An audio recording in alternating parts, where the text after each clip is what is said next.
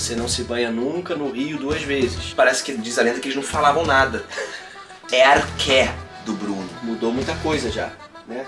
Já mudou muito, maturidade. Mas os meus cabelos ficou assim. Olá, eu sou Arthur Demarré. E eu sou o Bruno Falcão. Nós somos os Miseráveis. Hoje a gente vai dar continuidade aqui a essa história sintética da filosofia. A gente quer falar hoje, tratar de Parmênides e Heráclito. Essa dupla dinâmica, muito importante para a história da filosofia, para o início. Posso começar, Bruno? Parmênides e Heráclito. Manda ver. Vambora. Então é o seguinte, gente. Qual foi a importância? A gente falava, né, dos pré-socráticos. Eles também estão incluídos nesse grupo. É que os pré-socráticos tinham intuído, então, uma unidade fundamental, algo que unificava o elemento unificador da experiência. O Parmênides e o Heráclito parecem ter dado um passo a mais. E veja bem, a filosofia, a boa filosofia, no meu modo de ver, ela sempre vai dialogar com a nossa experiência pessoal. Então, com aquilo que eu falando para vocês, os filósofos falando para nós conseguimos identificar, a gente consegue perceber na nossa experiência pessoal. Então, o que o Heráclito, por exemplo, percebeu? O que todo mundo percebe. As coisas se movem, as coisas estão... E não é só se move localmente, vai para lá e para cá. Não, aqui está parado, né? Agora, localmente. No entanto, está em movimento.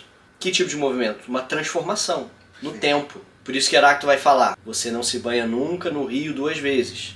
Porque quando você entrou naquele que nós chamamos aquele mesmo rio, não é o mesmo rio de ontem, porque já passaram as águas que estavam ali. Né? Então é uma imagem forte que ele usa para falar do fluxo universal. Devir. O devir.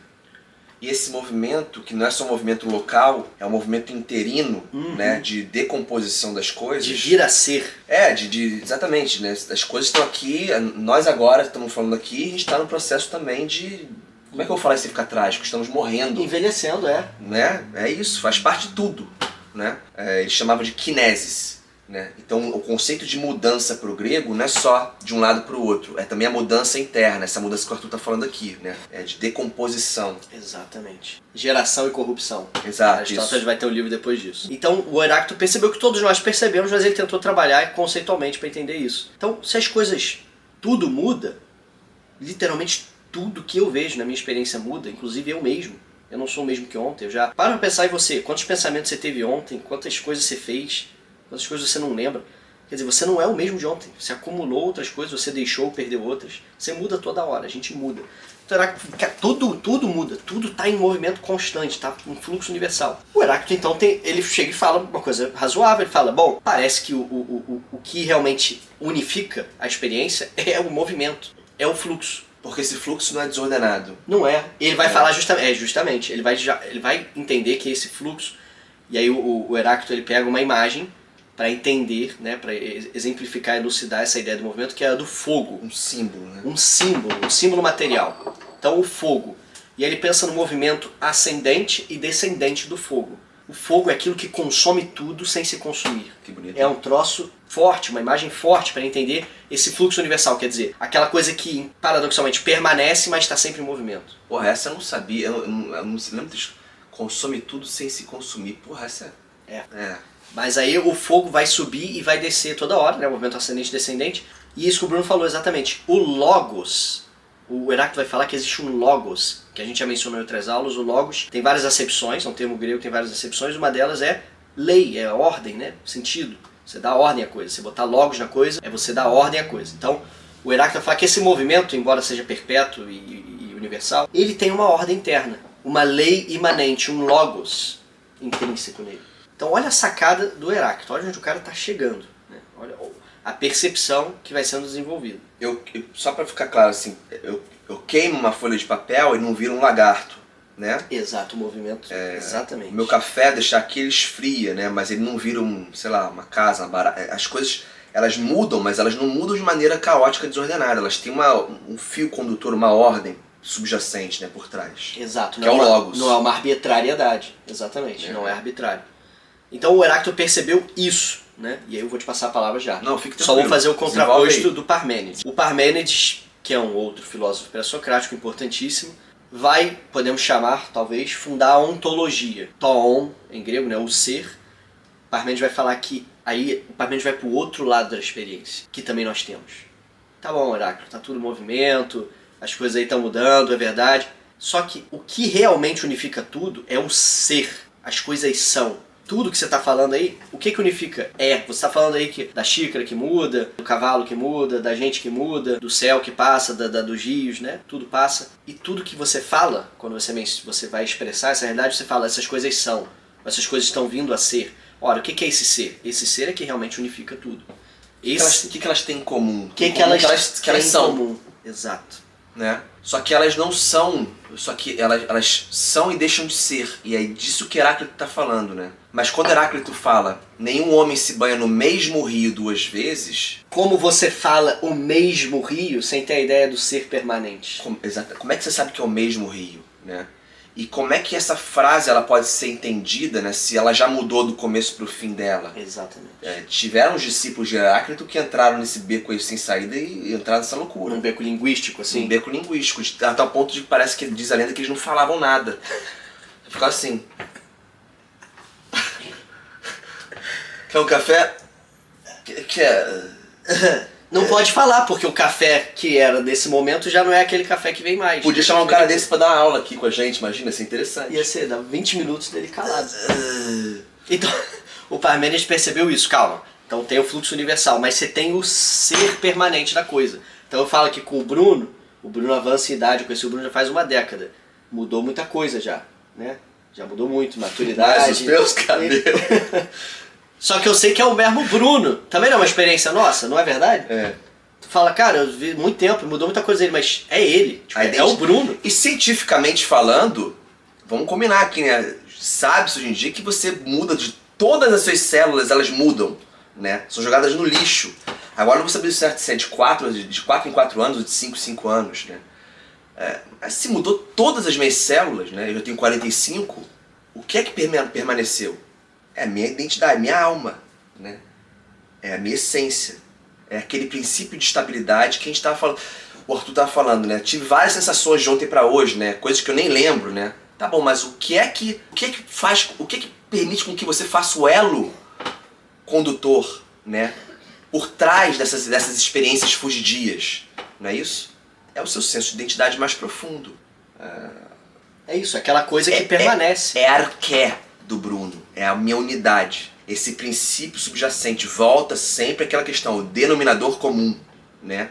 En arqué, en ho logos, não é isso? É isso. O denominador comum de todas as coisas, seja de uma leitura, como a ideia motora por detrás que engendra toda aquela conexão de pensamentos que está ali no livro, né? Seja nos fragmentos dispersos dos fenômenos da natureza, aquilo que subjaz por trás deles, né? Seja na minha experiência do mundo, né? O que unifica num fio condutor, num elo, todas essas experiências fragmentárias que eu tenho, né? Que vem a ser, que eu esqueço, que eu chamo de Bruno, né?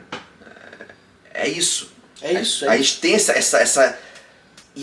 E a grande questão é que esse princípio inteligível que unifica todas as coisas, ele não está sob o jugo do tempo. Ele não é passível, em outras palavras, ele não é passível de corrupção. E é por isso, mais à frente a gente vai ver isso, mas é por isso que Platão defendia tanto como ensino propedêutico para a filosofia, como uma espécie de seleção daqueles que deveriam continuar o caminho da filosofia, daqueles que não deveriam, o ensino das matemáticas. Uhum. Porque a matemática, ela lida com um espectro da realidade que não está sob o jugo do sensível. Lembrando que o que é sensível? Aquilo que é material. E aquilo que é material é o tempo. Uma coisa curiosa para os gregos não tinham uma concepção absoluta de tempo. Para os gregos, tempo nada mais é do que a consequência da mudança da matéria. É a percepção que nós temos de como a matéria se move. Olha que coisa louca isso. Sim. Então, aquilo que não é material não está tempo absoluto não está na mente do grego. Não está na mente do grego. Aquilo que não é material não está sob o jugo do tempo. Porque o tempo é uma espécie de resplendor, de consequência da própria estrutura de movimento da materialidade das coisas. É um aspecto do movimento, um atributo. É uma condensação, é a forma como as coisas materiais existem. Elas existem todas em movimento, Sim. Não é isso? Mas se é só movimento, não tem como você captar nada de estável nelas, né? Mas o fato é que elas não se movimentam caoticamente. E que não só elas não se movimentam caoticamente, mas que existe uma forma de ordem embutida em cada coisa. É o H2O da água, né? É esse princípio de identidade meu, né, do Bruno aqui, que a gente tá falando aqui, né, olha, de que apesar de ter mudado todas as células do meu corpo, né, apesar de eu ter impressões fugidias que me chegam o tempo inteiro, sentimentos, né, o âmbito dos instintos, ele é fragmentário por natureza, meu Deus do céu. Tá claro isso? Você não pode ter um instinto contínuo. Não existe isso, né? Então o que unifica essas diferentes percepções da realidade numa unidade de sentido, que conecta elas, né? Que eu lembro daquela impressão que eu tive no passado e me refiro com essa que eu tenho tendo agora e projeto isso no futuro. É uma coisa imaterial.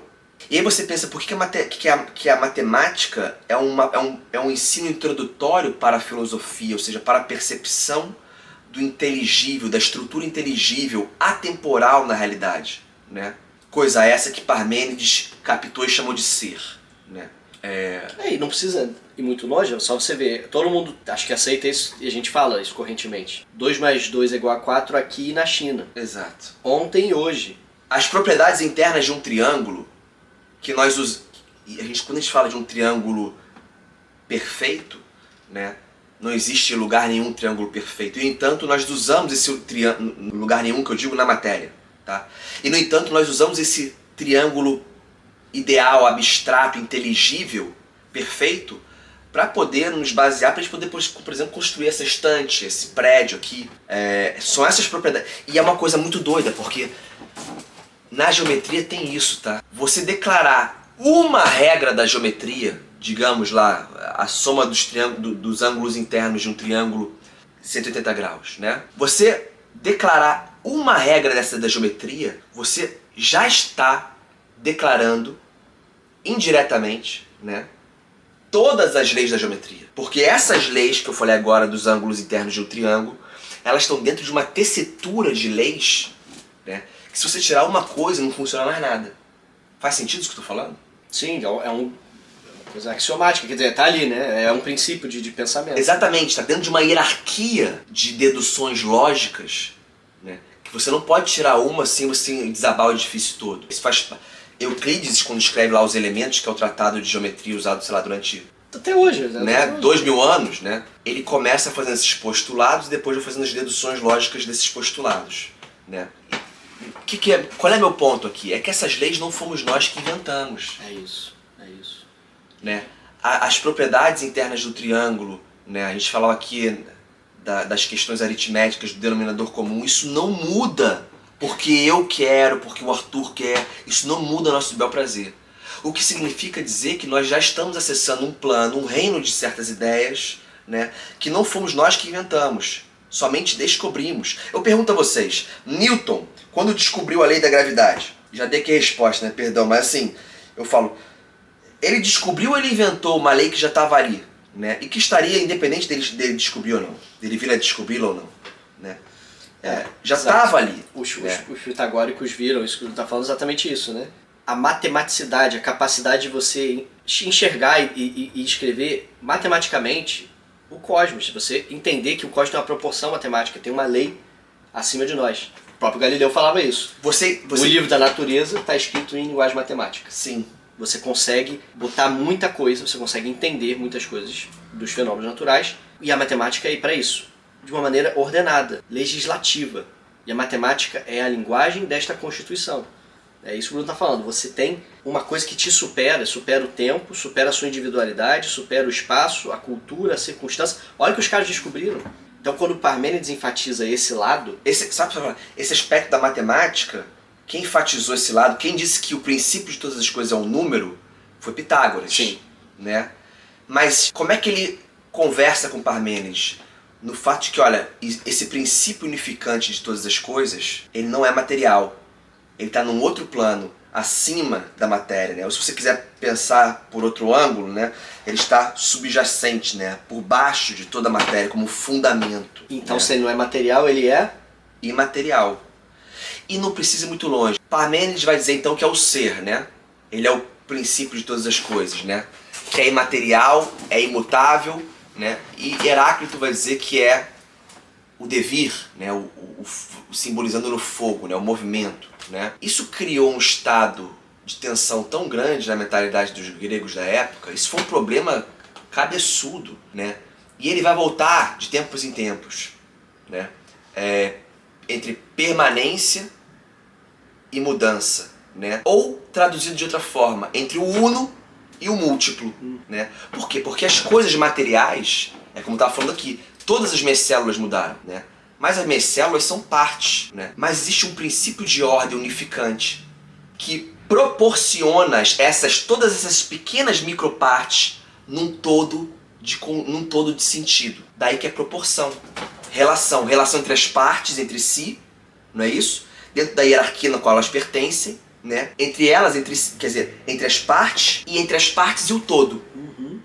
Não é isso? Que nós chamamos de meriologia. Essa relação de parte e todo. Parte e todo, quer dizer, você tem múltiplos e o uno, aquilo que reúne. Isso você tem no âmbito individual, como você bem colocou, quer dizer, a gente tem a nossa constituição individual. Isso tem no âmbito cósmico, evidentemente. Tudo. Né? Tudo você consegue enxergar como uma ordem, né? Um conjunto de coisas unificadas. O Eric Wegener, por exemplo, vai falar isso no Ordem e História, né? As tentativas do ser humano de criar, de intuir a ordem e de certa forma, reproduzir na sua sociedade política. Esse livro aqui, ó, é um dos volumes. Ordem e História. É um dos volumes. Né? Que ele analisa como é que uma sociedade faz um mergulho no ser. Ele começa com Jerusalém e depois vai pra Grécia, né? Mergulhos concêntricos, como é que ele fala? É isso, mergulhos no ser cada vez mais... Mergulhos com aproximações concêntricas cada vez mais indo no eixo, no bojo, no núcleo da coisa. É muito bom. Né? Como é que... Então você tem esse problema, né? Permanência e mudança, né? Ou o uno e o múltiplo. Não é isso? Por quê? Porque a mudança, como eu falei, remete à matéria. A matéria sempre pode ser fragmentada nas suas partes, né? Mas esse princípio inteligível que unifica a matéria, ele não pode ser em parte, ele é uma unidade. Não é isso? E você tem a unidade das coisas e a unidade maior, absoluta, né? Que permite que as unidades menores sejam. Perfeito? Que é o ser absoluto que Parmênides está falando. Depois dessa história, surge um cara chamado Demócrito, que é o pai da teoria atomista, né? E você entende a teoria atomística quando você entende o problema de fundo o qual Demócrito está tentando resolver, né? Diga-se aqui já de cara que Demócrito ele era um materialista. Então toda a perspectiva dele de entendimento da realidade era materialista. Quem vai dar a solução para esse problema, esse dilema Parmênides e Heráclito, né? Ou seja, permanência e mudança, uno e múltiplo, quem de fato vai resolver isso, criando a metafísica, né, no ocidental, é Platão. E aí eu vou voltar aqui em Demócrito e pedir para vocês serem um pouco pacientes comigo. Demócrito, o que ele vai fazer? Ele vai pegar a estrutura lógica do ser de Parmênides, é como se ele viesse com um picador de gelo e fizesse pá! Quebrasse em vários pequenos fragmentinhos. O que ele fez? Ele conseguiu, dentro da perspectiva materialista dele, né? E nesse sentido, Demócrito tem sua parcela de brilhantismo, apesar de estar fundamentado no materialismo, né? Quando ele picota o ser, a estrutura gélida, lógica, né, de Parmênides, né? Do ser imóvel, né? Em vários pequenos fragmentos que ele vai chamar de átomos, né? Toma aquilo que pode ser divisível, né? Átomo é aquilo que não pode ser divisível. Então são aquelas partes menores de tudo aquilo que existe, né? Como uma espécie de pequenas peças de Lego, não é isso? Ele salva a teoria de Parmênides e salva de Heráclito, a seu modo materialista. Por quê? Porque ele vai dizer o seguinte, o ser absoluto de Parmênides, o fundamento, né? O chão das coisas permanece aonde? Na estrutura atômica, né? E ele salva a concepção de movimento de Heráclito, né? Quando ele estabelece entre esses pequenos átomos o vazio, que permite que os átomos se movimentem entre uns e outros, né? E se componham nas estruturas que existem aqui, a árvore, o ring light, o carro, né? Não tinha carro. Vocês entenderam, né? Aqui a concepção, né? Então é daí que Demócrito surge. O que lembra a gente de um método muito importante. Daí que você pegar uma boa história da filosofia para se embrenhar nesses estudos é fundamental. Pega aqui o Giovanni Reale, por favor. Esse cara aqui é um cara que eu e o Arthur a gente é muito fã. O Giovanni Reale, tá? Ele tem 3 histórias da filosofia. Eu estudei essa aqui, né, na época da faculdade. E é maravilhoso por quê, gente? Porque você nunca entende o autor solto. Você sempre entende o autor na busca, como a filosofia de um autor, como aqui no caso de Demócrito, entendendo o problema de fundo que levou ele a elaborar a sua filosofia para resolver esse problema. Exatamente. Isso é entender filosofia viva. Cara, isso é a questão toda. Isso é tão importante, meu Deus do céu. Isso é... Cara, eu acho que se esquecerem tudo da aula e lembrarem disso vai ser o melhor. Assim, Fundamental. É fundamental. O que a gente tá apontando aqui é o seguinte. A filosofia, ela surgiu assim e ela vai ser bem realizada quando ela parte de problemas reais. Qual é a ideia das pessoas hoje de filosofia? É a ideia de um cara que não tem o que fazer, ele inventa um problema artificial e dá uma solução mais artificial ainda. E está muito justificado se você só conhece filosofia moderna. Por quê? Esses caras partiam de problemas reais, gente. A gente, quando vai fazer filosofia, não é porque... Só pra... Fala. Desculpa, Arthur. Só pra que fique claro o que o Arthur tá falando aqui, porque eu já tô... Mas, pô, Bruno, o que tem real aí, Parmênides e Heráclito, né? Tá, tudo muda ou tudo não muda, né? O que tem de real? O que tem a ver com mexendo aqui no carro? Tem a ver o seguinte, meu filho. Tem a ver que se tudo muda, o conceito de verdade também é mutável. E o de justiça também. Portanto, justiça nada mais é aquilo que é conveniente para um grupo de homens durante um certo período de tempo. E você tá no meio disso aí. Ou seja, E essa conveniência dos homens pode ser de acordo com os seus interesses ou não, né? Você pode ser um dissidente no caso da Revolução Francesa e aí você vai ser degolado. Entendeu como é que chega em você? Isso. Se tudo muda, a justiça também muda. Então a justiça não é mais fruto de uma lei universal que deve imperar em todas as circunstâncias, em todas as situações, em todos os momentos da história. Exato. Não, ela é só produto do arbítrio humano, da vontade geral de Rousseau. E se você não faz parte dos iluminados, meu filho, faca no teu pescoço. É isso que aconteceu na Revolução Francesa. Isso. Então, só pra deixar claro. Ideias têm consequências. Ideias têm consequências. Então eu queria fechar com isso só. Fecha. Essa ideia do problema. Quer dizer, o Ortega Gasset fala muito bem disso. Quando as coisas se tornam um problema pra gente, a gente tem que resolver, não é isso? Não é assim? Todo mundo tem problema pra resolver, né? E eu não tô falando dos problemas mais baixos, assim. Pagar um boleto é um problema, lógico. Tô falando dos problemas fundamentais que se apresentam pra sua vida, né? E acredito que todo mundo tem. Se você não tem problema, você tá morto, meu filho. A vida é um projeto. E o projeto envolve obstáculos.